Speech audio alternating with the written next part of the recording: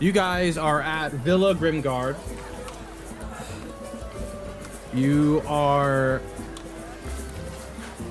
having a pretty solid day. It's nothing special. The four of you are doing whatever you find fit on this wonderful sunny day. Why don't we start with Tristan? What is Tristan doing on this wonderful sunny day? He has some downtime, so he's writing a letter to his wife, telling her that everything is great. He knows that there's headwinds headed there, but he's checking in with her, and he promises when this is all over that he'll take her on a honeymoon or something. He also says Dean is doing well, etc., and he's going to make him write a letter to her. Okay. How about Yarao? Especially given it's a nice day, she's probably actually out on a hunt. Or coming back from one. Kind of helping out the locals a little bit more. She still, kind of needs to be doing things. It's not super great at downtime, kind of constantly on the move. Ever working, ever hunting. Ever hunting, indeed.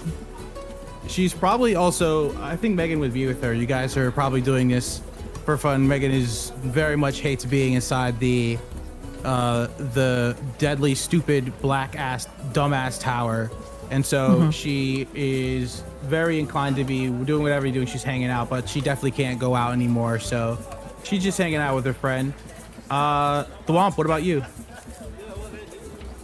Thwamp, over the course of those 2 months coming back from the trip, has been working a little bit more like associate, now that he has a little bit more standing in the city with the Harpers, and trying to get Garcy, I guess, understanding more, what is Garcy? Because Thwamp has never really encountered it, and maybe the Harpers knew more information on that. And also, basically taking care of Garcy over the course of it, making, I guess, meals, training her, all that sort of stuff. Yeah, and Garcy is starting to grow. I mean, she is around 7 months now. She is around 3 feet long, 2 feet tall. She weighs about 150 pounds. And she started to not really like meat anymore. She starts, you find her just eating rocks. Oh. And as she eats the rocks, you see her jaw is starting to get stronger and stronger. All right. How about you, Diggan? Diggan's probably exploring the cuisines of Chult, trying to get a taste for the region and seeing what kind of exotic ingredients and recipes he can pick up while he's been hanging out here. Okay. And why don't we start with Diggan? Diggan, you are actually out in the High District. This is an area where formerly this was where a lot of high-end culinary achievements were created. So much so that it would cost 400 gold pieces even to get in. That restaurant still exists, not in the same form because some stuff is now off the menu. But as you enter this place, you are not really well known, so people look at you as this is a hoity-toity, very fine establishment, side-eyed. But as you all enter Jahaka Bay, it feels lighter than it once did. It's not free of tension, but it's no longer this suffocating, super overwhelming sense of evil throughout the city. The docks bustle with activity. Ships unload with steady rhythm. Crews lapping as they pass, crates in hand. Ledgers are checked and stamped sometimes twice without the old threats and whispers of bribes.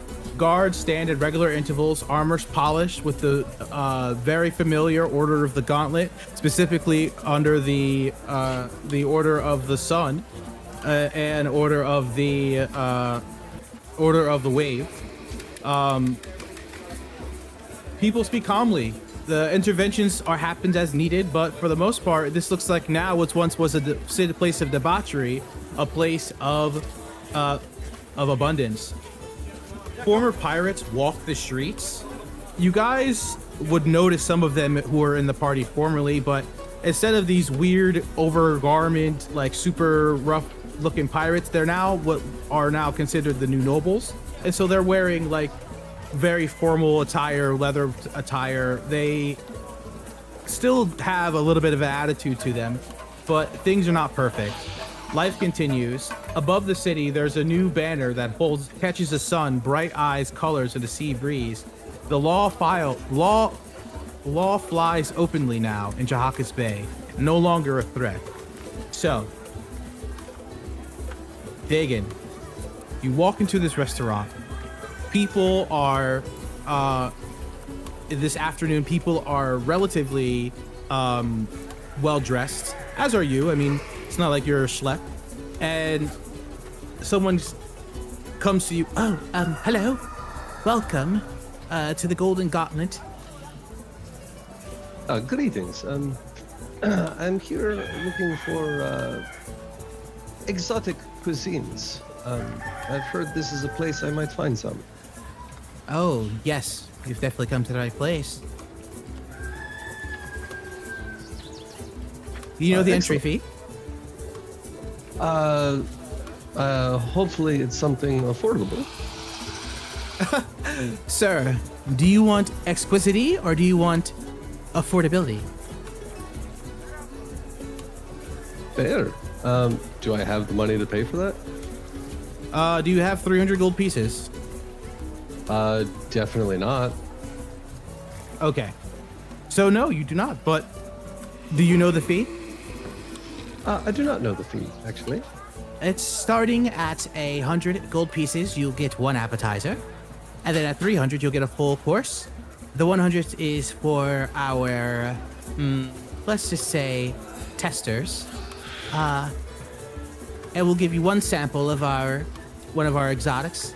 Would that be something you'd be interested in? Perhaps, but what if I was to tell you that I'm actually quite an important food critic over in Waterdeep, and getting news around about your restaurant back home might be pretty good. Maybe you give me a discount on top, say 50 gold for a tasting. Give me a persuasion check. Sure. She goes, well, if you're a critic, then you should know that critics pay full price. However, since you do look foreign, and if you claim who you are, come back at close and we'll give you a free sample if you owe us a favor. Most excellent. I will be back this evening. Of course. Ask for Chef Lambheart. Chef Lamb, excellent. May I ask, what is Chef Lambhart's specialty? Oh. Well, he does exotic rare cuts, staked, and then topped. Most excellent. It wouldn't be like anything truly exotic, dinosaur or I don't know, monster. Dinosaurs. If you want to go eat dinosaur, go to Port Naranzaru. We're saying exotic, sir. All right then, I'll take your word for it. I'll see you, or Chef Lambhart, tonight. Thank you. I'll dip out. Diggan exits. Diggan, you're heading back towards the villa as you are gleefully waiting for tonight. Thwamp, you are with Garcy. What are you guys doing? In the little pen, it's starting to grow a little big. Like we expanded the pen into a bigger area, keeping it outside. But with the Harpers, I managed to get a little little work done, a little architectural work done. So there's almost like a bowl underneath all the dirt and everything. Those Garcy can burrow, but she has her limits, so she doesn't overextend into anywhere else. So, but she cannot burrow in wood. She can only do with stone and earth. Oh yeah, this is an outside area. Oh, okay. But the So bottom you're of it- outside the villa with all the stone roads and stuff. Okay. Yes. But of course, not open to the public when anyone could get hurt. But on the bot, like, imagine like a pool, but instead of being filled with water, it's a pool made out of like metal and filled with stone, dirt, and so you can play around with. And I've set up a few training dummies. Well, let's say the size of a yuan tea. Okay. And they kind of essentially train her on like on fighting. So I can take her out on the field whenever that happens. Why don't you give me a animal handling check? Let's see how good she learned how to fight. Animal handling. Let's see.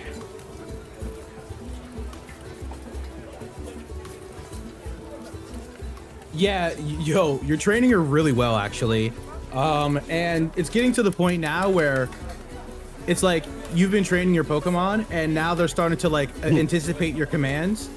And so you are now with the Yanti size. You guys are now working in tandem, doing whatever strategies you're doing. Hey, alright.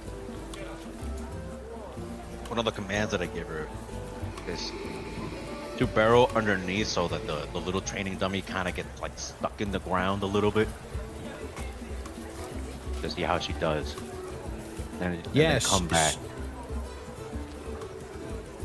So she does have a an ability that when she burrows underneath, the area around it becomes difficult terrain, and so it's hard for you see the area kind of shift. They can't necessarily get stuck, but it effectively becomes something that like would be considered quicksand. Okay. Very good, very good. However, she does try something though. She burrows, and you watch her as she burrows. It doesn't create a like a hole. Like she kind of like it. The earth is left untouched basically as she goes into the ground, and then she comes up from her burrow and then bursts onto the dummy as the dummy gets knocked prone. Oh. She gets up and laughs, looks at you. I go. I can't whistle, so imagine I'm whistling. I whistle towards her with a very like a wing. You have like a physical whistle you just blow on. Toot! No, I think he No. with his hands. No, like with my mimicry, I kind of essentially. Do Oh, you make a whistle sound. Okay, yeah. Yeah.